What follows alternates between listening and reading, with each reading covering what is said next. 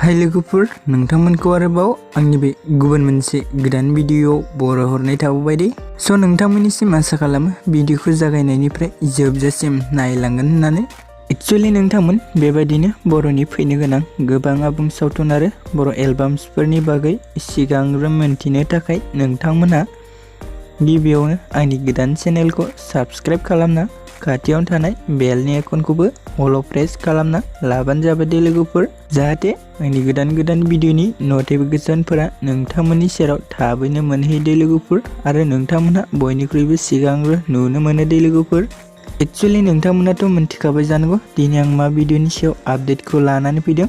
भिडिअनि title एबा थाम्बनेलाव नायनानैनो। स' नोंथांमोननिसिम मोनसे गोजोनथाव खौरां दे। एक्चुअली लोगोफोर, आं दिनै RWDA फिल्म प्रडाक्शन बेनारनि आन्दाराव सोमजिनाय आरो डाइरेक्टर बिथां सानसोरां खाख्लारिनि नाजानायाव आबुं महर मोननाय मोनसे आबुं बड' सावथुननि सायाव आपडेटखौ लानानै फैदों दे लोगोफोर। एक्चुअली लोगोफोर, बे आबुं बर' सावथुननि टाइटेलानो जाहैबाय रोदा दे लोगोफोर। एक्चुअली लोगोफोर, बे आबुं बर' सावथुननि फुल भिडिअखौ RWDA फिल्म प्रडाक्शन चेनेला रिलिज होना होबाय दे लोगोफोर।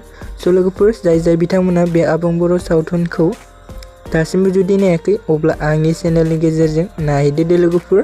स' लोगोफोर, बे भिडिअनि लिंकखौ आं डिसक्रिप्शनाव होनानै होदों दे लोगोफोर, नोंथांमोना चेक खालामहैबानो जाबाय दे लोगोफोर। स' लोगोफोर, दानिया फैदो दे जों बे आबुं सावथुनाव गुबैयै सोरनि फाव खालामनायखौ नुनो मोन्दोंमोन एसे मिथिना लादों दे लोगोफोर। स' लोगोफोर, जों बेयाव गुबैयै फाव खालामनायखौ नुनो मोन्दों रिया ब्रह्मा, सिमां सायनारि, सोरां नार्जारि, मनालिसा हाज'वारि, श्रीजा बसुमतारी, जन नार्जारि, जयन्त नार्जारि आरो दाइजि बसुमतारी दे लोगोफोर।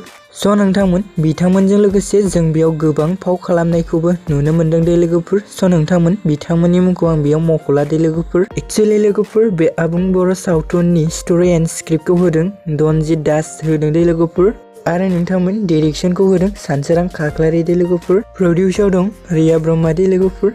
स' नोंथांमोन दिनैनि सुंद' आपडेटआ बेखिनियानोमोन दे लोगोफोर।